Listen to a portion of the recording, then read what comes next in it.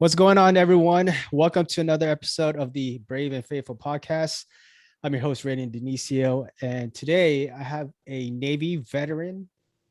He is also a podcaster of God, Country, and Coffee podcasts, and he's also got his own coffee company, the Third Day Seguin. I have none other than Jose Alaniz. What's going on, Jose? Hey man, thanks for having me. Appreciate it. Well, I appreciate you for taking the time, man. I mentioned you're a Navy veteran.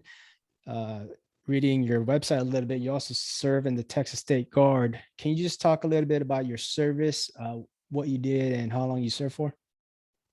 Sure. So I grew up in San Antonio, and my dad was a counterintelligence crypto tech in the Air Force back in the 50s, from 55 to 59. And then his youngest brother, my other uncle, he was a crypto tech in the Air Force, followed my dad's footsteps, I guess. Okay. And he was in there in Vietnam. And to this day, he won't talk. All I know is that he served in Laos for several years. And so, anybody who reads history knows what that was all about. But those two guys inspired me. I mean, I wanted to be like them. And so I was all set up to join the Air Force. And when I graduated in 1989 from Central Catholic Marianist High School in San Antonio, the Air Force had a freeze on recruiting. And so my recruiter said, well, just, I had already done the delayed entry thing. And they're like, just keep coming every Friday and check in with us. And then as soon as they figure this out, then we'll get you in. And so I kept going. And this one Friday I went up there and it was like the lights were out. And at that time in San Antonio, all the branches were in one building. All the recruiters were in one building. And so I turned around, and there's this Navy guy sitting in the old crusty dude sitting in a doorway, smoking a cigarette inside the building. We offer everything the Air Force does. And I'm like, listen, man, I'm out of a job. I'm out of money. So let's do this. And then he tried to put me in as a cook. And then he tried to put me in as to go in as a striker, undesignated. And I'm like, no, I'm not going in undesignated. I want an A school and I want it in electronics of some sort. Otherwise, I'm just going to wait till the Air Force figures it out. And so I ended up going IC and interior communications. And I did that. I was in for 4 years and 9 months. I extended when my ex-wife got pregnant with my son. I extended 9 months. And then that was it. I mean, I wanted to stay in, but at the time it's very, I know today you have some kind of at least choices that you can submit, for your duty stations. At that time I had to deal with one detailer. And the program that I got put in is called TAR, Training Administration of Reservists. And we had one detailer for all the entire TAR program. And he was not a happy person. And so he was like, you're going to go back to California to sea duty, or you can just get out. And I was like, well, no, man, I'm already up for, shore duty. And there's a billet here. He goes, yeah, but I'm saving that for somebody. And I was like, Wow. okay, see ya. And so I got out and it was a regret. Of course, like hindsight's always 2020. And so ironically, I had no idea when I got out. I got out in 95.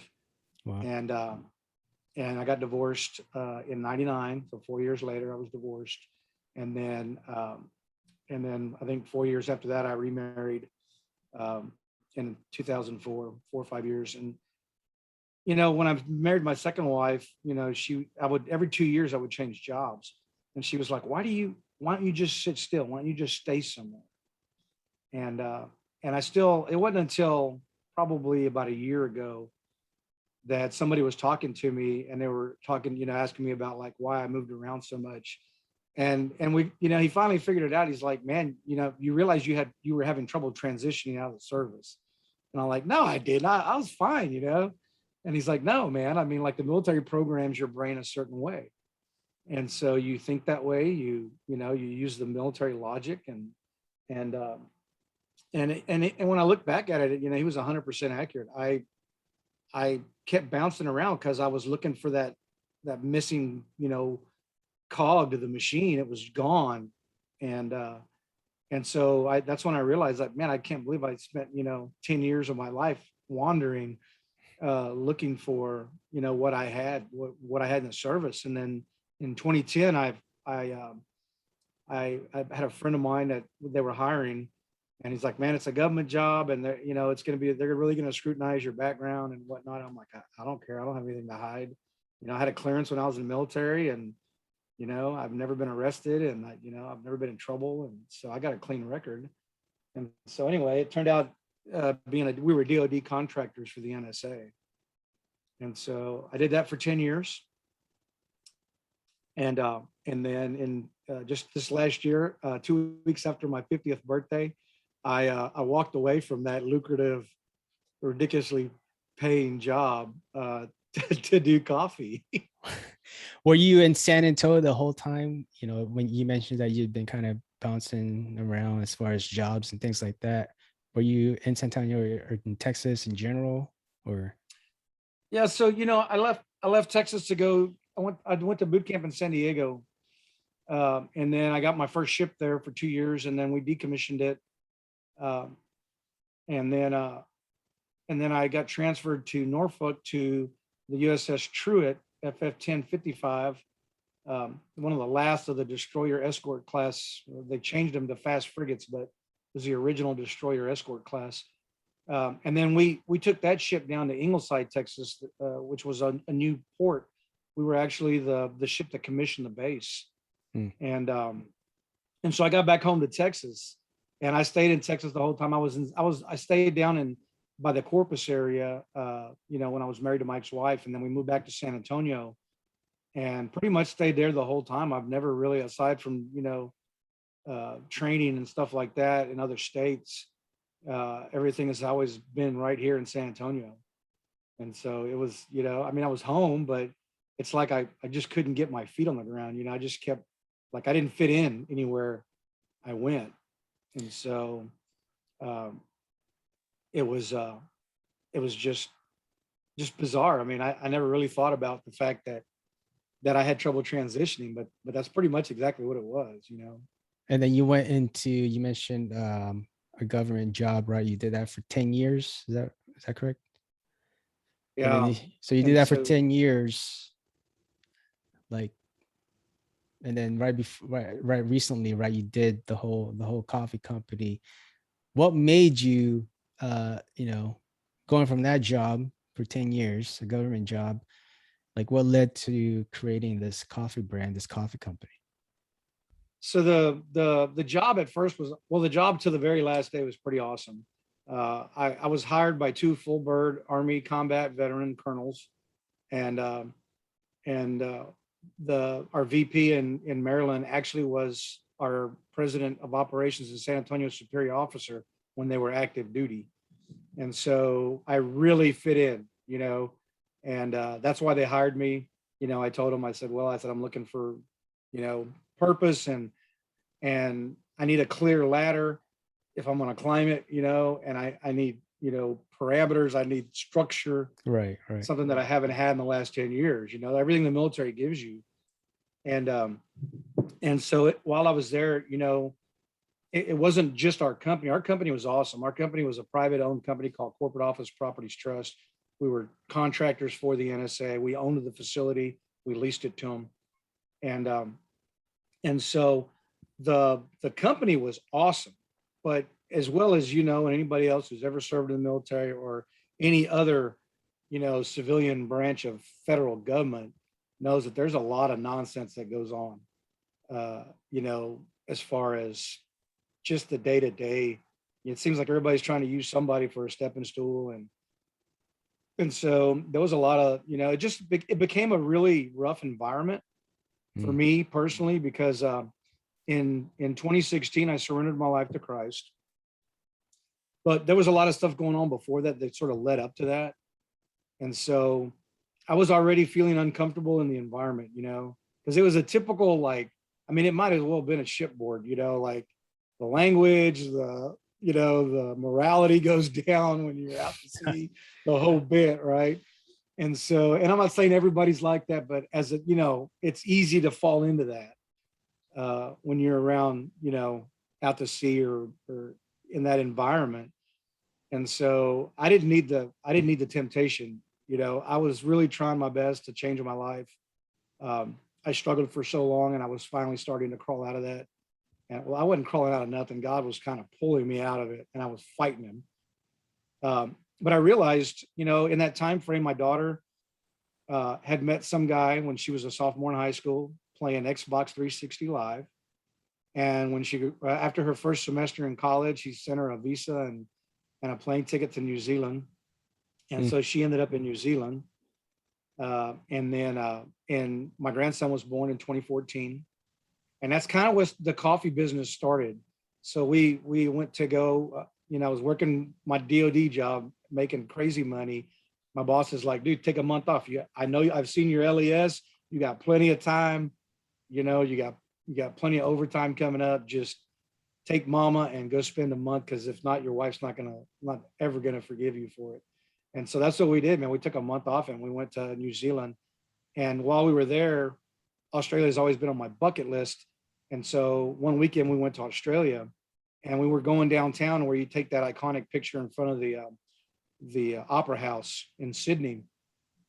And we're walking down there, and I grew up like most people did. My dad is an old farm boy, and they grew up using a percolator on an open fire, literally out in the sticks. And then, of course, growing up, Dad always had a percolator. And so that's all I knew about coffee. And then years later, my mom bought him a Mr. Coffee or something, automatic drip, right? And so, I would go have coffee when I moved back to San Antonio with Dad before I go to work every day. And that's all I knew. And then, like, if I was running late, I'd go to Valero, to the gas station, and get coffee at the gas station. And that's what most Americans do, until that. And I'm not going to say their name, but that big national chain, with the weird mermaid. I won't give them credit for anything, but they, that's all people know for coffee. And so we were in Australia, and we're walking down to the Opera House, and this guy's opening up this shack. It's like 6 pieces of plywood that are like put together with hinges. I mean, it was ratty. And the guy opens the door, and he's like selling coffee. And I'm like, well, hey, it can't be any worse than gas station coffee, right? And so actually, I'll tell you what, let me back up 1 second. When we went to New Zealand, I was so excited because I'd read all these things about how the coffee is so much better overseas. So we get to my daughter's house, and the next morning I'm all excited. I'm waiting to see what kind of coffee they got, right? Because it's supposed to be so much better than what we have. Well, they drink instant. At least my daughter and my son-in-law, they drink instant coffee. And I was like, what is this, Yeah. And so we went to Australia, and this guy opens up, and I'm like, well, hey, give me a cup of coffee. I mean, I got nothing to lose. And I started drinking his coffee, and I stopped, and I started walking back, and my wife's like, where are you going? I said, I need to go talk to this guy. He said, this is like the best cup of coffee I've ever had. And at that particular point in time, it really was the best cup of coffee that I'd ever had. And so I asked him, I said, man, what do you do to the coffee? And he looked at me like I was crazy, And I said, this is the best cup of coffee I've ever had. He says, well, I don't know. I mean, there's 9 roasters in Sydney, and I buy my coffee. They all roast on Wednesdays. I buy my coffee on Thursday, and I don't grind it until you order it. And so it's fresh, and I only buy enough for the week. I don't keep coffee on the shelf, And so we went back to New Zealand, and we started venturing out from the kids' house, and we started finding these little coffee dives, and it was all the same. I mean, the coffee was phenomenal. And so I came home, and I tried to replicate that. And I didn't know how to do it. A lady from church gave me this electric iRoast 4-ounce coffee roaster that you use on the counter. Told me where to buy the raw beans, and so that's kind of how I started getting, trying to do my own coffee. I still wasn't happy with it, and then my dad passed away in 2016, and in 2017, my whole family, we all went to Italy and Greece because my dad took thousands of pictures there when he was in the military in the 50s. And so my mom wanted to go see those places that my dad photographed. And so after that, we went 3 weeks. We were 2 weeks in Italy and a week in Greece. And after that, I was so passionate about all things coffee. I didn't know how I was going to do it. I didn't know what I was going to do. All I knew is that when I got home, I was going to do coffee. And it wasn't even an idea of doing a job yet. It was just like, I'm going to make good coffee. Somehow I'm going to make good coffee. So all this kind of just came from that trip in New Zealand, and that's where the kind of idea, you didn't think about it as a business, you were just thinking about like kind of like as a hobby, Like right? good coffee. I wanted to Right. drink good coffee. Okay. Yeah. And And so so, go you ahead. know, when you started thinking about that, you know, you want to make good coffee. When did the idea of just turning it into a business come about? Like, what was that? Where's that transition? So I started out trying to get a roast profile that I liked. And I cook with mesquite a lot. A lot of people in Texas cook with mesquite. And I was out making steaks one day and I was like, man, I bet you the coffee would, I wonder what it would taste like if I roasted it with mesquite. And so that's kind of what kind of got me started on the coffee end of it. And so I started messing with it. And like 4 years later, I finally had a coffee that I liked the way it tasted. And one of my friends was over here and he says, and we used to do a men's Bible study at the house. And he's like, you know, this is like a business, man. I was like, what are you talking about? He's like, this is like a business in holding, man. I mean, every time we get together for Bible study, we drink coffee every single time. And everybody here, but you know, they want you to make them coffee now because the coffee you're making is better than what we're getting in town. And so it was still kind of like, I was like, yeah, okay, maybe. So I got on Wix. I bought a website. I bought a domain. Um, the name Third Day Seguin comes from Luke 24:46 that says, and the Christ will suffer and die, and on the third day rise again. And so we went down to the courthouse, and I did a DBA, and I did a website with a like a Shopify page, a store.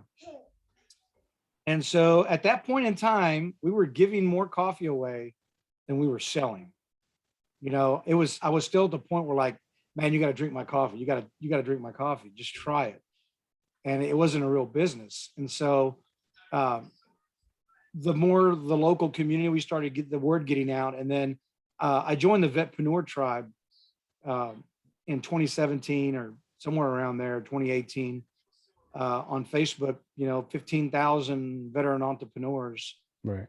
And I was kind of like still dabbling with it. I wasn't sure yet. And then I took a class, a marketing class with a guy named Justin Charpentier. And guy's a marketing genius. And he taught me like all the tools that I needed to have to turn my hobby into a business.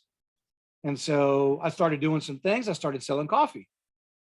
And it was still pretty much a hobby because I made way too much money working for the government to leave. Um, but the environment was really rough. So we started praying about a way to get out of it. Through that prayer, I met a guy named Ashley Williams who owns a coffee farm in Honduras and Legacy Farms Coffee. And so he reached out and this is what his words were. He says, I know you don't know me, but I've been praying about, you know, direction. And I feel like I'm being led to help you with whatever it is you're doing. And he goes, I don't know what you're doing, but are you in the coffee business? And I go, well, yeah, sort of, you know, I'm trying to, you know, figure this all out. He says, well, I'm going to help you until you get your feet on the ground. And so I started using mostly his coffee, which is from Honduras. And it's direct trade. It's from a single farm. Literally, it's from crop to cup. There's no middleman. There's nobody putting stuff in the coffee. It's all organic um, and whatnot. And so um, right about that time, we ordered the red machine that you see in the background from a company out of Oklahoma City called U.S. Roasters Corp. Um, and they custom built that, and you can't see it, but if you're looking at it, it's on the left side. There's a little box there where I put wood in it, and so it still uses the mesquite. I didn't have to lose the mesquite going to a commercial roaster, and so we took possession of this thing in April, and they shut the country down in May, and so for the pandemic, and that was what 2 years ago, year before last, whatever it was, and so my worst nightmares, I financed that thing with my retirement. And my worst nightmare was like, oh my God, what am I going to do now? And so, and then all of a sudden my website starts blowing up. And I'm like, man, what is going on here? Well, everybody was at home all of a sudden, Right, during the you pandemic. know, Yeah, yeah. everybody was shut down. So they still got to get their coffee fix.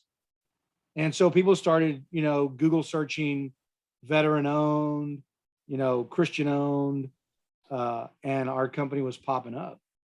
And so it made the decision pretty easy um, to start the process of what's my exit strategy for work, and how am I going to get the business, completely off the ground. And so I put in my papers at work and I said, listen, you guys got me till February. And then, at the end of February, I'm going to leave. And that's exactly what we did. It was kind of crazy, but So I've been there 10 years. You just transitioned out of that government job recently? Yeah, February, the last February 28th of 2021. Just this past year. But you've had the coffee company before that, correct? Like you started Yeah, that. since I've had it since 2019. Okay. But it was more of a hobby, Right, right.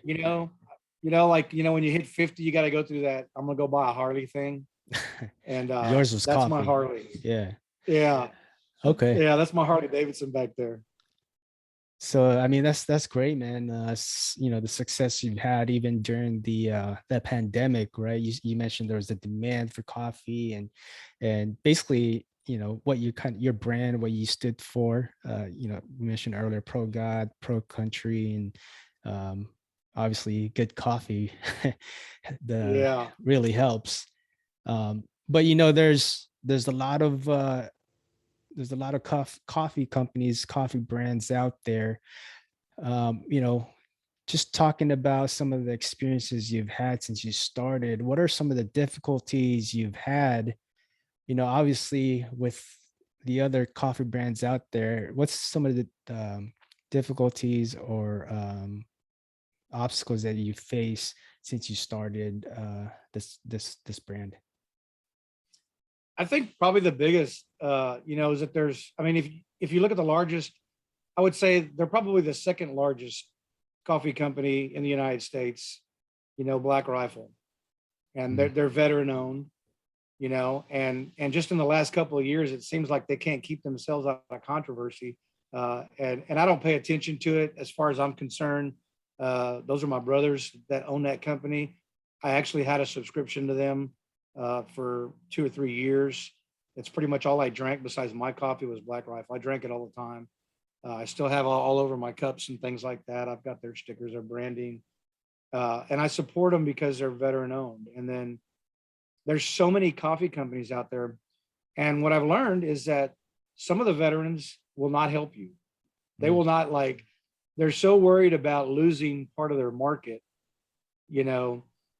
But by the same token, I've met other veterans, who have successful coffee businesses, more successful than I am right now. And they're like, hey man, whatever you need, let me help you. And so, part of that is like, who do you trust, and who do you, Yeah. who do you lean on? Who do you ask for help? Because sometimes, if you ask the wrong person, they can exploit it. And I hate to say that about our own people, but, fact of the matter is not every veteran is a really good person, and I know you've met them. I know I've met them. And so, some of them are out there for themselves. But I think one of the beautiful things about the Vetpreneur tribe that the majority of the people in that group are really there to help one another. And so I've used that group. I joined the mastermind of that group called the Warrior Council. There's about 100 of us in the Warrior Council, and there's like 3 or 4 coffee companies in there, Yeah. but we help each other. You'll hear me advertise Coffin Coffee Company, owned by a former Ranger, Soldier Girl Coffee Company, owned by a female veteran. The Pale Horse, that guy's a retired Coast Guard chief in Virginia. and I support all those coffee companies because they're brothers and sisters, and they're the coffee industry, man. People don't understand this. In the United States, 380 million Americans, 86% of the American population drinks coffee. Mm. Of that 86%, like 68.9% drink more than a cup a day. So you're looking at a huge, huge, I mean, it's more than 3/4 of the population drinks coffee. Right, right. I'm not going to step on anybody's toes, and nobody's going to step on my toes. And one of the things I will tell you that's been interesting recently is people have been reaching out and telling me, hey, I had a subscription with so and so, and I ended it because we really like what you stand for, and so, and I've had people too, by the same token, I've had people tell me, hey, man, you really shouldn't put God out in front of your country, in front of your company, because you're going to alienate people. And I'm like, I'm not going to alienate anybody, but if somebody doesn't want to buy my coffee because I put God first, then don't buy my coffee. Yeah, I think the most important thing is like you have to find your niche. You have to find your target audience. And like you said, like, the stats that you put out, like there's a market for everybody. You're not going to attract a certain type of people, but in another way, you will attract those people who are all about, God and country and things like that. So I think it's important just for any brand, no matter what you're in, coffee, whatever business you're in, right? You have to find that niche and that target audience and find a way to just speak to them, and you'll have loyal customers along the way. Yeah, absolutely, man. Like, it's funny too. Like our podcast is called God Country Coffee, and I saw that on a coffee mug on Facebook, I think. So I went to the U.S. Patent and Trademarks, and I searched and I looked and I looked and I looked, tried to see if somebody had already trademarked that name, and so it wasn't trademarked. And so I talked to a friend that's an attorney that does trademark. He does intellectual property law, and he's like, man, because I've looked at too, and it's nowhere. I mean, it's, if you want to use it, use it. And so we started using that a couple of years ago, actually about 2 years ago. And recently at my church, we have a guy who's in the Army National Guard. He's active, and he's doing this thing called Constitution Alive. And it's a study of the Constitution, the way it was written and amended, but not the way it was interpreted by the courts. So it's basically the original intent of the Constitution and the amendments that followed. And one of the most interesting facts that we found out on day one is what the public school systems were designed for. The public school systems were designed by one of the framers of the Constitution and the Declaration of Independence. And it was set up for three things. It was to teach people to love and serve God, love and serve their country, and love and serve their family. Mm. And so when he said that, I started laughing, and I was like, holy mackerel. I mean, that's pretty much what, the principles about my coffee company, it's God first, country, and then family. Coffee for me is what my family, is all about. And people don't, they say, well, that's, you can't put your family in front of your country. Well, if we don't take care of our country, what kind of life is our family going to have? Right. I mean, it's why most of us join the service, to protect the liberties and the freedoms that we have. And so, it just fits perfectly, with our mission, God first, our country, and then Family. Everything else falls in behind that. So Jose, for those of you just listening, talking to Jose Alaniz of Third Day Seguin. Jose, what would be like some of the most rewarding moments or experiences you've had since you started your this coffee brand? I would tell you that finding purpose, the people that God put in my life, like Ashley, we ended up getting to go to Honduras back in May. And it was a total God thing. It was kind of funny because um, Ashley kept telling me and my wife that we were going to go to Honduras in May. And I was like, bro, I'm leaving my job in February. We're not going anywhere in May, just not going to have it. We're not going to have the money. I'm going to be broke. It's going to be terrible. And so I said, there's no way we can do that. But I told him, I said, literally, God makes a way, we'll go. And so Ashley kept saying this so much that my wife started telling other people, oh yeah, well, we're going down to Honduras in May. And I was like, hey, I don't have a job, right? I'm not working right now. I mean, I have a job, but I mean, the whole plan was to take every penny that we made the first year, maybe the first 2 years, and just keep reinvesting it, Right. Into the business until we built it up.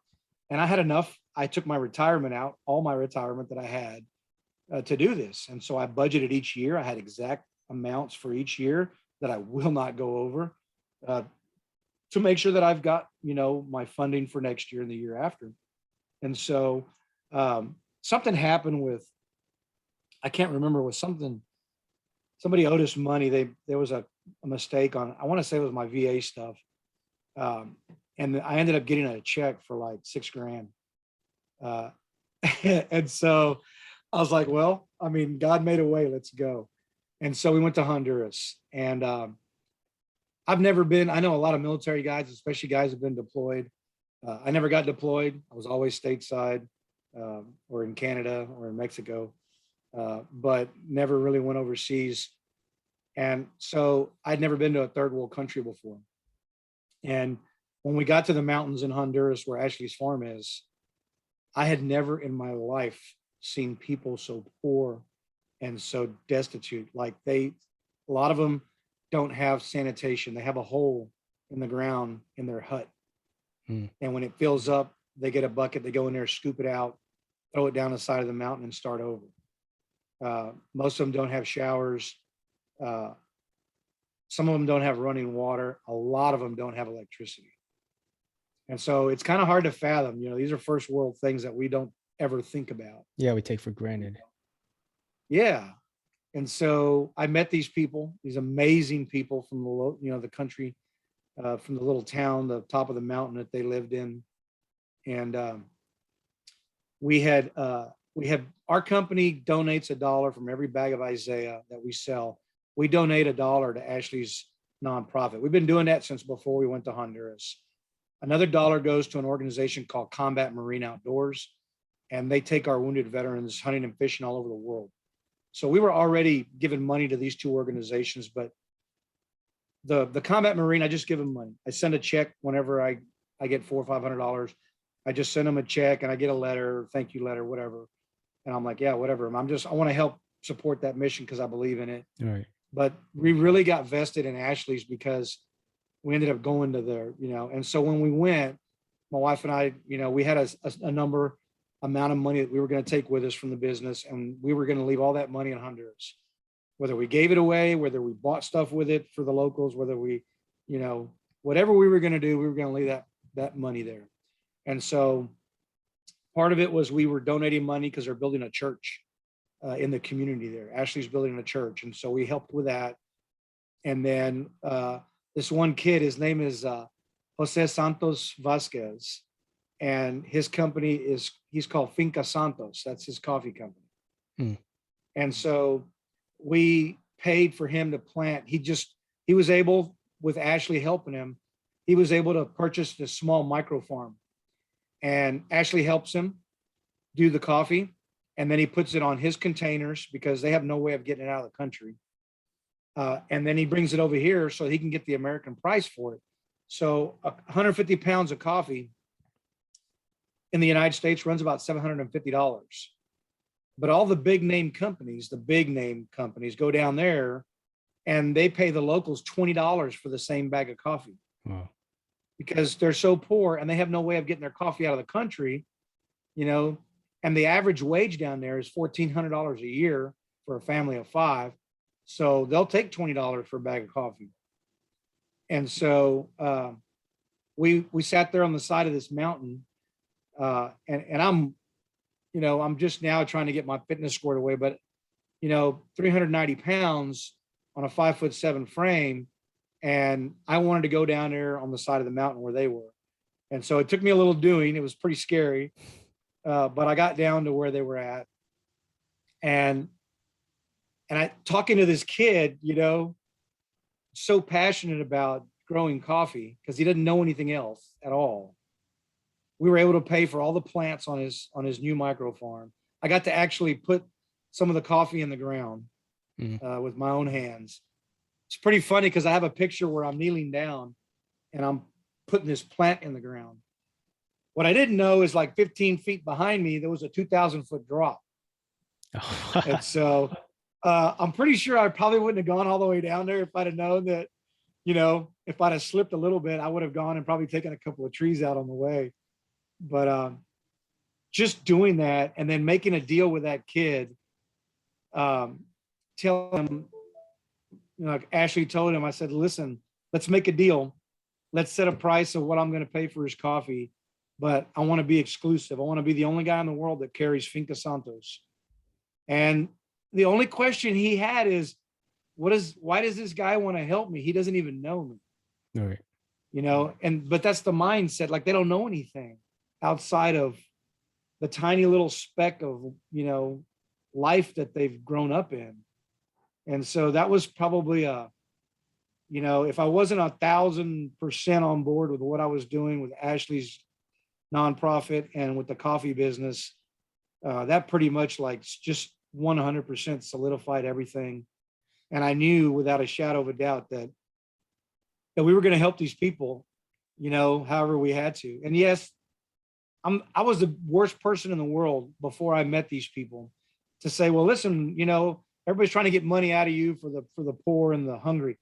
We have hungry right here in our backyard. How come we're not helping these people, in San Antonio or helping these people in Austin, Well, we are. There's organizations that do that. Right. But those people can't help themselves at all. And so without reinventing the wheel, I just knew that, and there was a lot of prayer involved, man. So I knew exactly that that's what God wanted me to do. Nothing that we have, the money we have, the land that we live on, none of this stuff belongs to us anyway. It's all God's.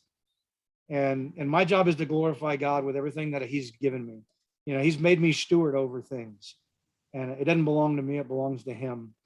And so it was a pretty gratifying, it was a very humbling moment to be in the presence of these people who literally had nothing. And to be able to impact, the whole thing is that Ashley's mission is, he's like, if I die tomorrow, this guy, Jose, he knows you now. He's got a way to contact you. Right. He knows that you're going to continue to buy his coffee. So if I die tomorrow, his life doesn't have to go back to trying to scrape, 150 pounds for $20. He's got somebody in the United States that's going to pay full price for it.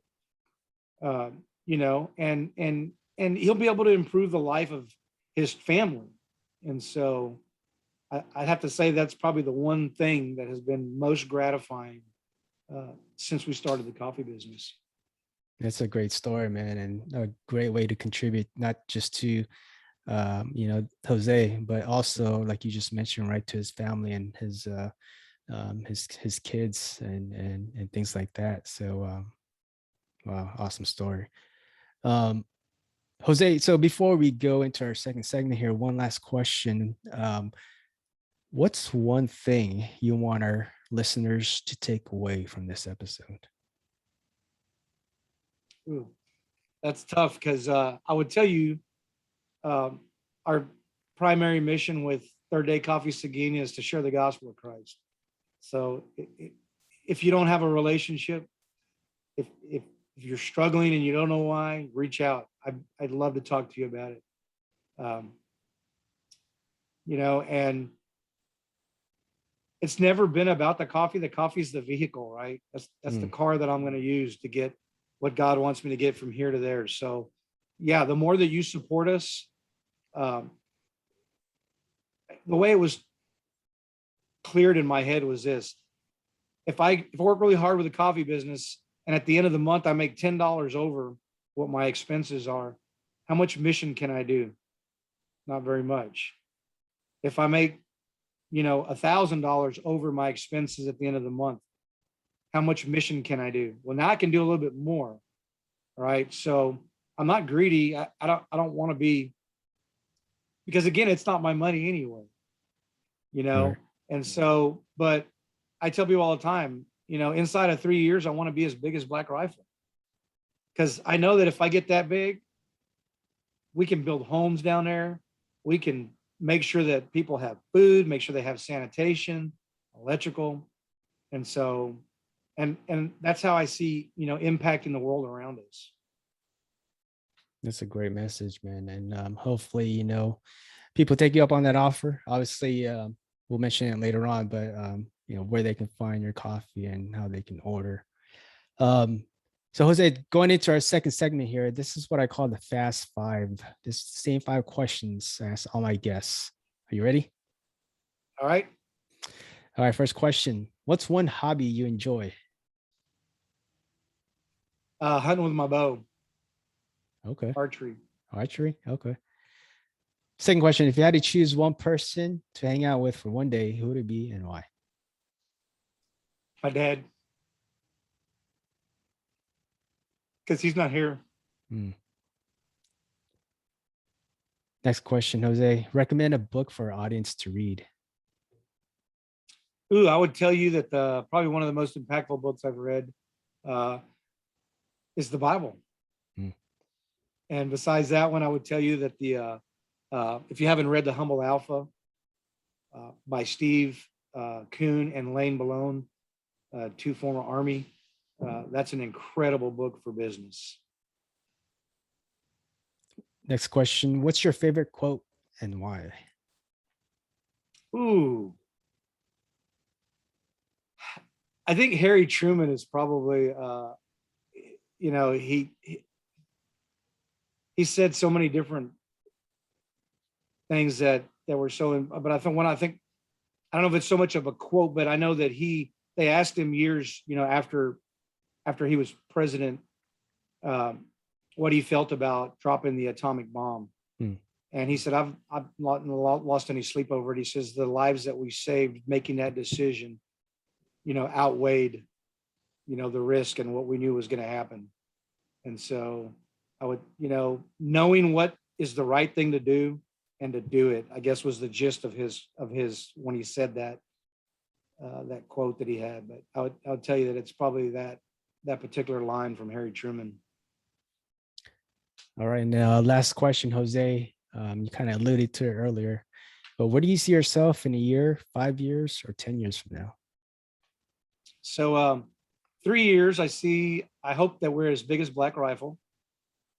In 5 years, I hope to be bigger than them. In 10 years, I hope that we have the business so big that we have people running it, and I can spend half my time in New Zealand and the other half of my time in Honduras helping the locals. It's a great vision, man. And before we go, I appreciate you, Jose, for taking the time and sharing your story, and telling us a little bit about your coffee company, Third Day Coffee Seguin. I love your motto here: "Rise with us." Right, rise with us. And before we go, Jose, can you share with our audience where they can support you, where they can find out more information about your coffee company, and where they can order? Absolutely. So we're on Facebook under Third Day Coffee Seguin. That's Seguin. We have a YouTube channel, Third Day Coffee Seguin. We're on Instagram, Third Day Coffee Seguin. We're on TikTok, Twitter, Pinterest, you name it, Facebook. We have 2 Facebook pages. We have our page for Third Day Coffee Seguin, and then we have our God Country Coffee podcast. And so if you look up on YouTube, if you look up God Country Coffee, our podcast is also on you can go to Amazon, you can go to Apple Pods or whatever it's called, Google Podcasts. We're on Stitcher and Spotify and NPR. We're on all the normal places that you would normally listen to your podcast. And we air every Friday night at 7 p.m. Central Standard Time. And the next three guests that we're going to have are going to be pretty awesome. We have a pastor who is a former, he's an Army veteran, blew his knee out during AIT, and heeded his calling to Christ. And then we have a 27-year Air Force retiree that is a men's pastor the following week. And then the 17th, we have the guy that holds the class for Constitution Alive and Wall Builders. And so he's going to be here with us. And so, you can catch us on YouTube. I go live on my personal page. Okay. I go live on my God Country Coffee page, and we go live on YouTube. We use those three platforms every time we go live. So it's not hard to find us. Just make sure you type in the Seguin after the Third Day Coffee, because there is a Third Day Coffee in the UK. After we opened up ours, there's a Third Day Coffee Roasters in Colorado. There's a Third Day Coffee Roastery in Ohio. And so as long as you put Seguin at the end of it, you'll find us. Awesome, man. So guys and gals, just make sure you go out and support Third Day Coffee Seguin and all the social media platforms. Go check out his podcast, God Country Coffee Podcast. And Jose, thank you again for sharing your story, and hopefully talk to you soon, man. Absolutely. Thank you for having me. And I think we've got you signed up also. So I'm looking forward to that. Looking forward to it. I really appreciate it, man. All right, brother. Take care. All right. God bless.